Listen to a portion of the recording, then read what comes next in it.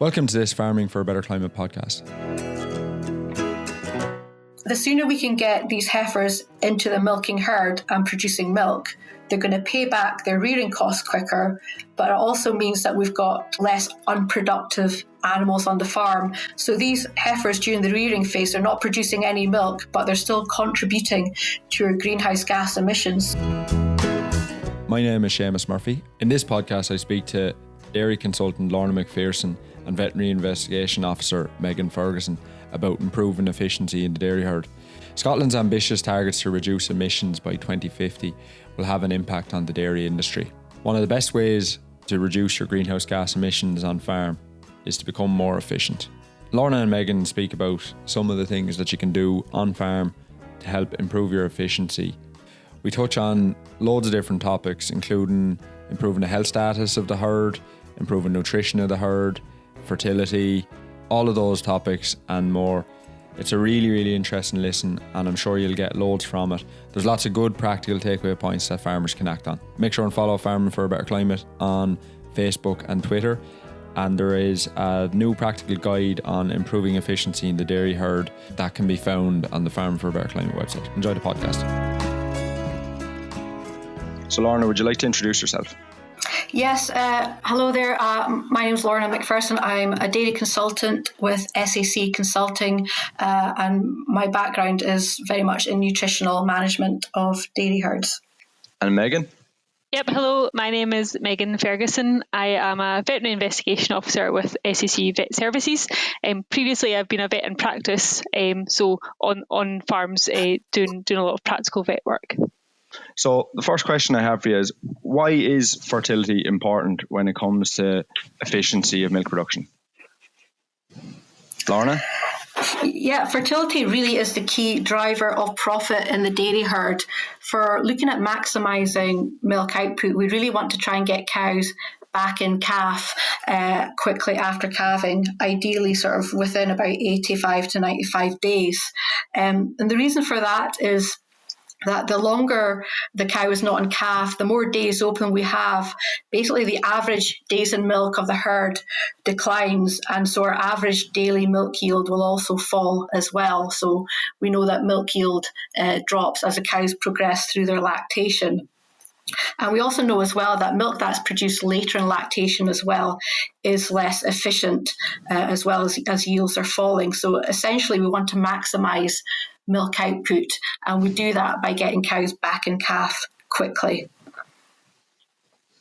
And what impact will that have on the environmental impact of dairy farming? Yes, it will have a big impact on the environment and greenhouse gas emissions. So sort of the way we think about carbon footprinting in dairy cows, we're looking at the key greenhouse gas emissions, and we tend to express that as emissions per kilo of milk produced. So the more milk that we can produce in the herd, the more or the greater number of litres that we've got, it basically means that our emissions are spread over a greater number of litres, so it reduces the emissions per kilo or per litre of milk produced. So you want to reduce the amount of emissions per kilogram of milk that you're producing on farm? Yes, that is correct. We want to have high producing animals, and we want to try and minimise the number of animals within the herd that are not producing as much milk. That's going to put our emissions up. And then from a veterinary point of view, how can farmers improve their fertility, Megan? That's a huge subject, and there's lots of ways that we can look at fertility from a veterinary point of view. The first thing is you want your animals to be as healthy and as disease-free as possible. There are many infectious diseases that can affect fertility. So, for example, you need to know your health status for diseases such as IBR and BVD. Leptospirosis as well can cause fertility problems. So you need to make sure that you are aware of your herd status and you've taken action to minimise these diseases in your herd.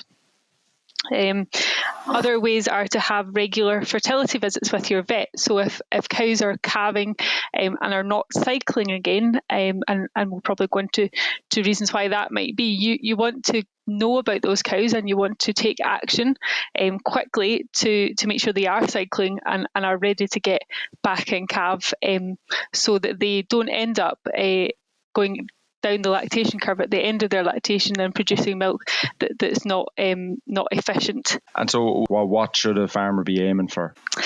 So there's quite a few key performance indicators that you can use for fertility. The overall one from your herd would be a calving interval. So your calving interval is the average days between calvings and your herd. Now, the important thing to know about calving interval is it reflects last year's fertility. So it doesn't reflect current fertility. Target ideally would be 365 to 375 days. But in reality, it's often up to 400, which would be an upper limit. We'd want to try and reduce it from that. It's a good figure to know. And then other figures to know are your calving to conception interval. So how long does it take you to get cows back in calf? And within that, you've got your voluntary waiting period, which is the number of days that you intentionally leave cows open before you start serving them. And then the amount of cycles it takes you to get them in calf. So if you have a long calving to conception interval, then you're obviously taking longer than ideal to get them back in calf, and you would want to know why that is. Other key performance indicators would be your conception rate. So when you're serving cows, are they getting in calf? And then your pregnancy rate as well. So not every conception will result in a pregnancy. So you want to be looking at your pregnancy rate. So I'll just maybe touch on something, Megan, there that you brought up. And it's interesting when you said sort of target calving interval. Like you say, I think it very much is going to vary depending on the type of system you're operating and the yield of the cows you've got. So if we're thinking about block calving herds, then obviously it's really important that they target a calving interval as close to 365 days as possible, because you want the herd calving at the same time each year to correspond with its grass growth in the spring. But certainly for higher yielding herds, then it's maybe not appropriate really to be targeting such a low calving interval, and certainly higher yielding cows potentially are more difficult to get back in calf. We've got to think about the calving period as well. It's the biggest time of stress on a cow, and it is the time when a lot of things potentially can go wrong with transition diseases such as milk fever. And so there is a good argument for some of these really high yielding herds that we maybe don't want to have too short a calving interval, and maybe closer to 400 days is much more acceptable. We've also got to think about as well that some of these high yielding cows might be being dried off, still producing quite a lot of milk at 30 to 35 litres. And again, that can bring risks as well, such as infections during the dry period. So some of these high yielding herds, we might actually just want to not get them back in calf quite as quickly, and having them have slightly longer lactations and maybe just not calving quite as often, which again is going to just reduce that risk. Yeah, I totally agree with that, Lorna. And it all comes down to the voluntary waiting period. So your block calving herds will have a very short voluntary waiting period, whereas your higher yielding all year round calving herds will tend to have a slightly longer voluntary waiting period, because those cows will be working at a higher level of production. And it will often be the case that if you have too short a voluntary waiting period, then they just won't get back in calf, because they're just pushed so hard. They will possibly be in a negative energy balance. There might be more transition disease there, transition associated disease there. So if you just push the voluntary waiting period a little bit higher, then you'll get more of them in calf, and you'll less waste resources trying to get them in calf, so less straws of semen, that sort of thing. And to achieve your 365-day calving interval, you really have to get them in calf super quick after calving down, and it's just not always achievable. And I would say with all these targets, you want them to be achievable on your farm, because you're just going to become really disheartened if you're trying to achieve targets that are just out with your reach. So I would say to anyone thinking about looking at these figures is to look at where you are currently and just marginally set yourself a target and achieve that, and then marginally increase it again. So how can a farmer make sure that they're getting the optimum timing for insemination?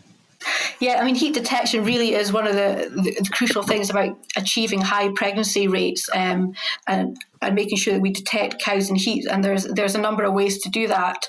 There's obviously a range of products out there on the market, such as using like KMR detectors, pressure sensors, and also automated detection systems based on cow activity. But they certainly shouldn't be used as a replacement for good visual heat detection as well. So I think a combination of both is really important to try and maximise the heat detection rate and identifying cows that are correctly in heat. And once we do that, then that means that, we can get more accurate, timing of insemination as well, if we're keeping track of when these cows are on standing heat. And that's what we really need to try and maximise pregnancy rate. So your pregnancy rate is essentially based on your heat detection rate multiplied by your conception rate. I would just like to add to that one of the biggest barriers for heat detection is actually the cows showing estrus. So cows that are producing a lot of milk and are maybe in a slight negative energy balance, the first thing that they stop doing is showing estrus behaviour. So it can be really hard to actually pick up when they are on heat, which is where your heat detection technology comes into it. But I would say there's absolutely no substitute for visually observing estrus. So all of these technologies, such as your collars, your pedometers, your KMRs, tail paint, that sort of thing, they're all great, but should be used in conjunction with observation. So someone having eyes on the cows is really useful. If you are struggling to see cows in heat, because obviously you can't serve them unless you've observed them in heat, then I would be wanting to discuss with your vet to investigate that there might be an energy issue, and that might be why they're not displaying heat. Your diet might be perfect, but the question is to ask, can they all access it, and are they all getting what they should from it to give them enough energy to be displaying heat? Some cows after calving may develop cystic ovaries, that sort of thing. And going back to just talking about routine vet visits, that's the sort of thing that you want to be picking up, because those cows will not display heat, not display any estrus behaviour, and you'll really struggle to see them. So it's thinking about the bigger picture of sort of disease and nutrition as well, to help them display estrus behaviour, to allow you to see them, to get them served. Nutrition does play a huge role in terms of fertility. And before just coming on to that, I was just going to mention as well, there's also the effect of the environment as well in terms of seeing cows in heat. And we know really high yielding cows might only show signs of heat for maybe 2 to 6 hours. So it's a very short window of time you've got to identify these cows. But there could be factors in the housing environment as well that might affect how cows show heat. So if the floors are quite slippy, there's not a lot of grip there, then the cows might be less willing to show estrus behaviour. And also even just overstocking in the shed, just cows not having the space to express their sort of normal behaviours. And this is where having access to a loafing area can really help with cows just showing their normal behavioural signs of heat. But when it comes to nutrition, there's a whole host of factors that are potentially thought to impact on fertility. And I would say from nutritional management point of view, the key is really to get cows in the correct body condition score at calving. So we're thinking about fertility here, but really preparing the cow for good fertility really starts before dry off. So making sure that we're getting cows in the correct body condition score at drying off between 2.5 to 3. We want them to maintain their condition throughout the dry period so that they're calving down in the same condition score as what we dried them off. So if we have cows that are either too fat or too thin at calving, that can greatly increase the risk of transition diseases. So overfat cows are more likely to have lower intakes after calving.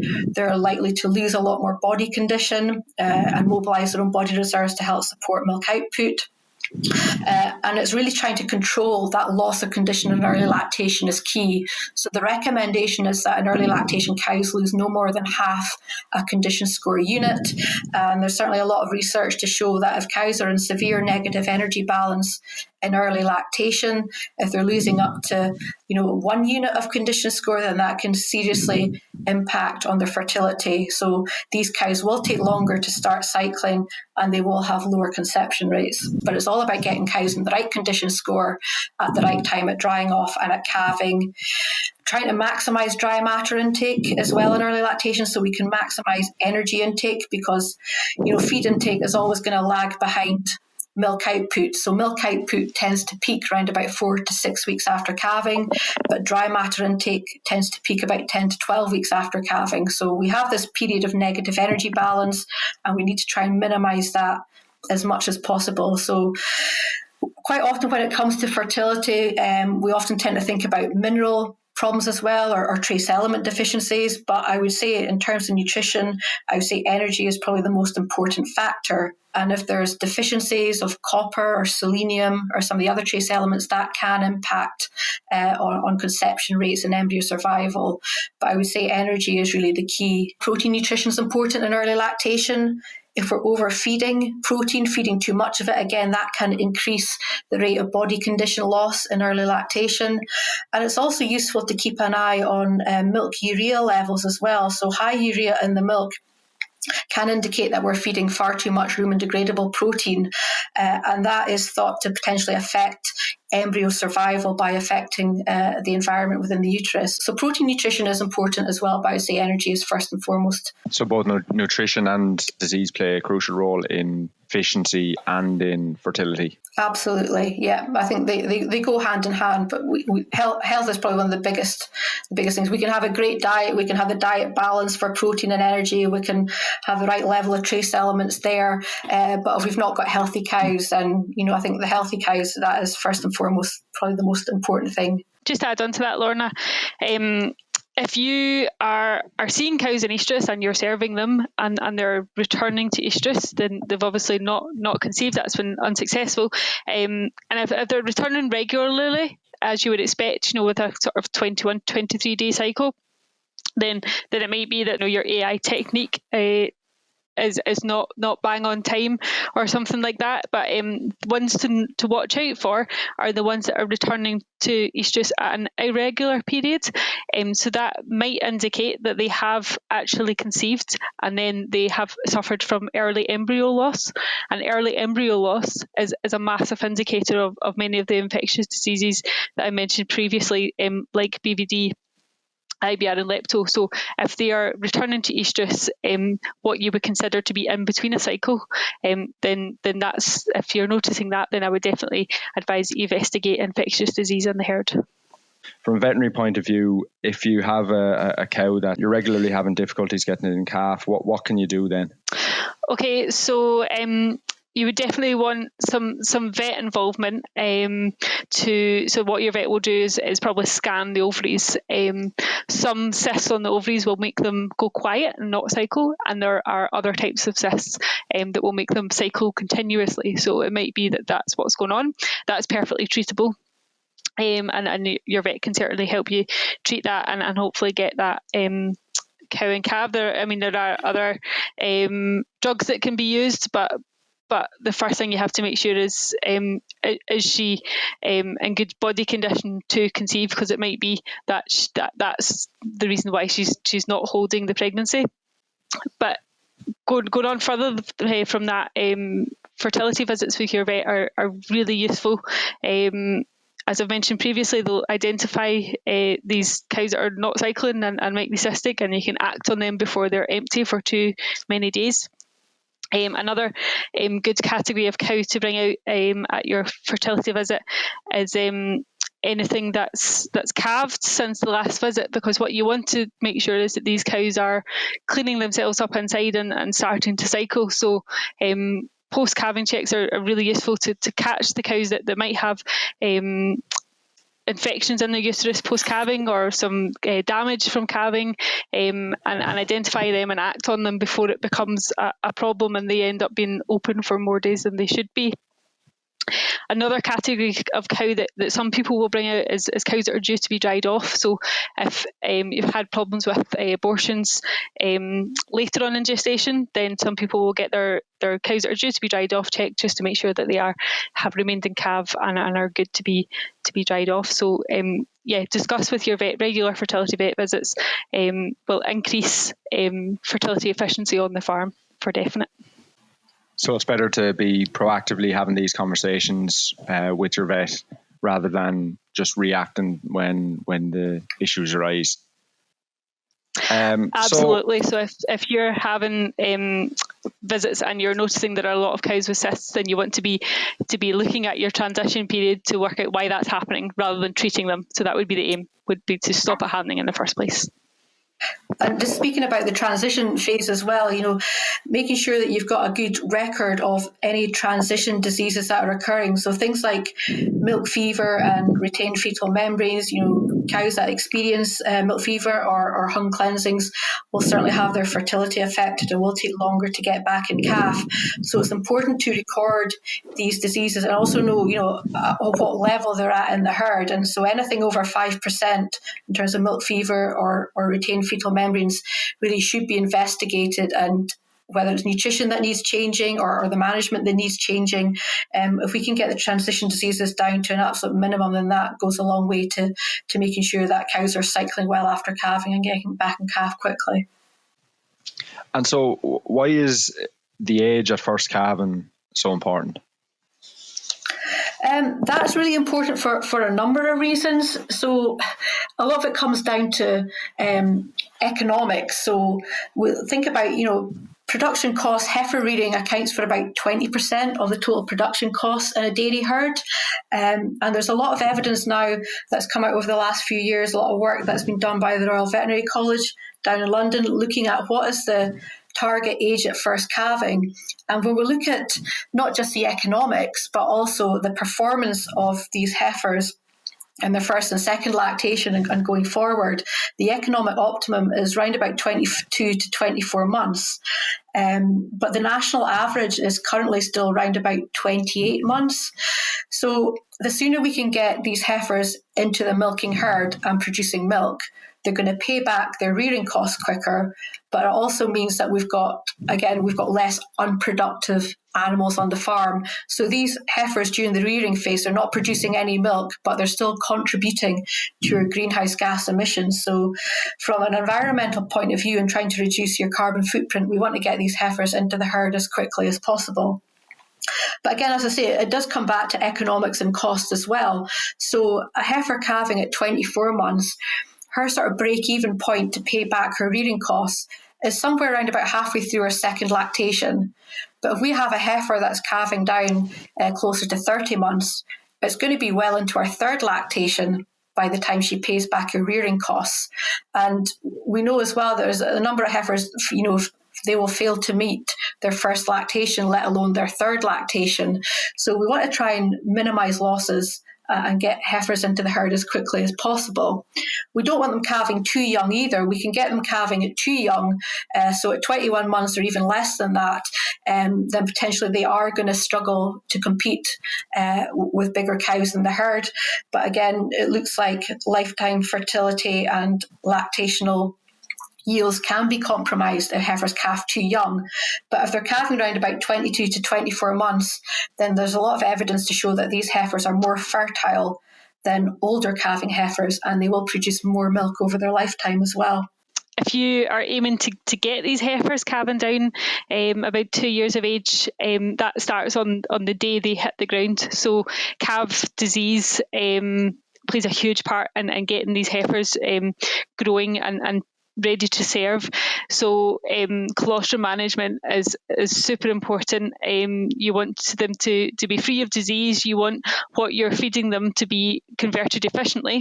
Make sure they get enough colostrum, minimise disease throughout the calf breeding period. So if you're getting cases of scoured or pneumonia, investigate them and try and minimise it as much as you can, because you want these heifers to be reaching about 375 kilos at 15 months to serve. So they need to be having good growth rates, and it's really good if you can monitor that as well and see what they're growing. You want them to be doing about 0.75 kilo per day growth rate to reach the weight of 375 kilos at 15 months of age, so that they're ready to serve, so that they do calve down between 22 and 24 months of age. What are the key focus areas to look at if you're a farmer that wants to improve fertility in the herd? We've touched on nutrition, disease, and heat detection. Are they the main areas that farmers should be looking at? I think the first thing to do is to know where you're at just now. So have a look at the key performance indicators that we've talked about. So calving interval, calving to conception interval, pregnancy rate.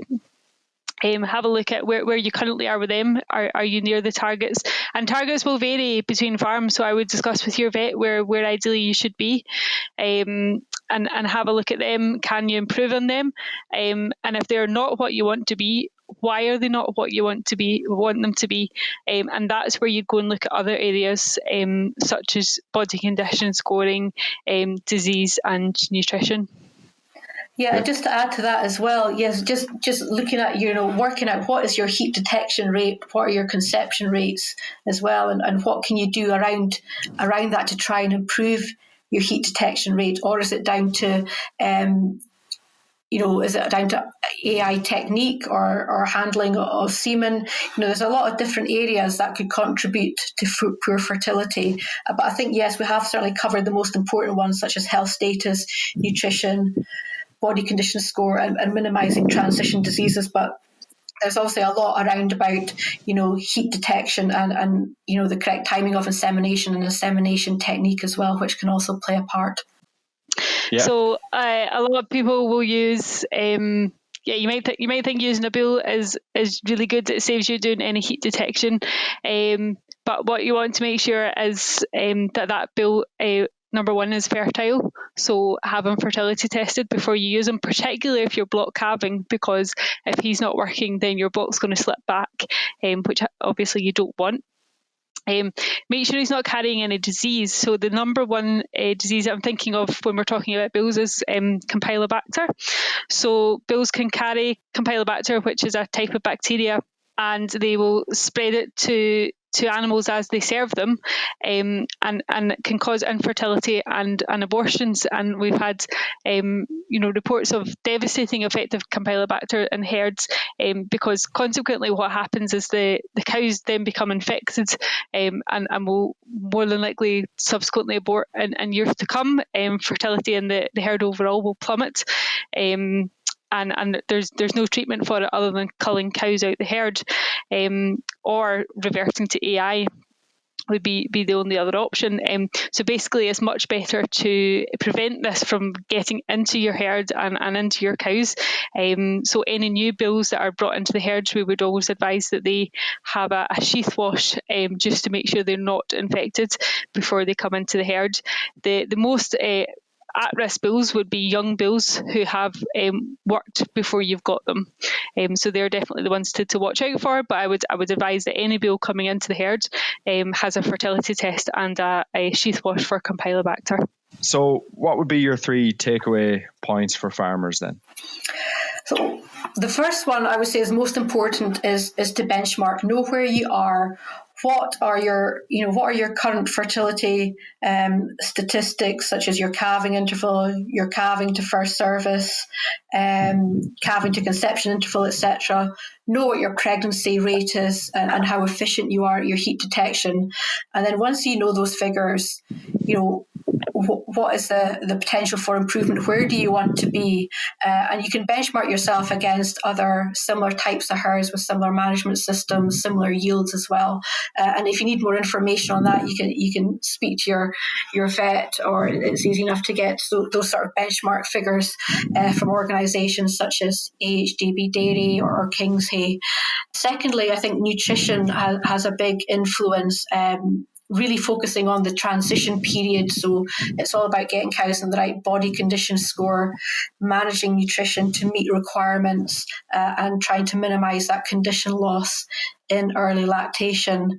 As Megan spent a lot of time speaking about it, obviously health status is really important. Make sure that the health status of the cows is up to scratch, but also just, working closely with your vet and having routine fertility visits. Quite often when milk price is low and farmers are looking to cut costs, it's often things like routine visits that often tend to be done away with, and that's probably a false economy and really can have long-term effects on poor fertility but also poor milk output. Megan? Yeah, I think my top three are very similar to yours, Lorna, so there must be something in that these are important things to look at. So yeah, my number one is also know your figures, know where you are and where you want to be, and use the people who are coming onto the farm to help you, work out these figures. Use your AI man, use your AI company that you use. They're all experts in this area and can help you to work out what your figures are, your vets as well, and if you milk record, you can get a lot of information off of that system. So find benchmarking figures for a system with similar production figures, and it's either all year round calving or block calving, whatever you are. Benchmark yourself against them and work out where you want to be. Then you want to work out why you're not currently there and how to get there. So my next top tip would be definitely work with your vet. Be proactive. If these cows are not cycling, why are they not cycling? If they are cycling but not holding, why are they not holding in calf? And pick up any disease in early lactation that might affect fertility and try and stop that happening before it does. And my third point would be just to minimise disease on the herd altogether. So if you are buying in cattle, then definitely consider the use of vaccines for infectious disease, and ideally don't buy in if possible. So those would be my top three: is benchmark, work with your vet to be proactive, and minimise disease in the herd. I think another important point, and we've not really touched on it, is that there's maybe different people responsible for AIing on the farm, and some farms will use an outside company or independent AI technician. Some farms will rely on their own staff, and if they're relying on their own staff, it's obviously important to make sure that everyone is fully trained and up to speed with that. It's great if you're using different members of staff on the farm to AI cows or heifers. It maybe just helps with having a bit of competition between staff just to see who's the best at getting cows and calf. But certainly training is going to be very important to keep everyone updated with proper AI techniques and make sure everyone knows what they're doing. And the other thing we maybe just haven't touched on too much is just we can't emphasize enough the importance of keeping good, accurate records about cows in heat, when they're seen in heat, etc., and making sure that we know, when we're expecting to see cows come back in heat. Looking at length of estrus cycles. So records are really, really important to optimize fertility as well. That's great. Thank you to Lorna and Megan for taking part in the podcast. For more information on the topics covered, please visit the Farming for a Better Climate website, where you'll find a new practical guide on improving efficiency in the dairy herd. Don't forget to like and share this podcast on Facebook and Twitter. Thanks for listening.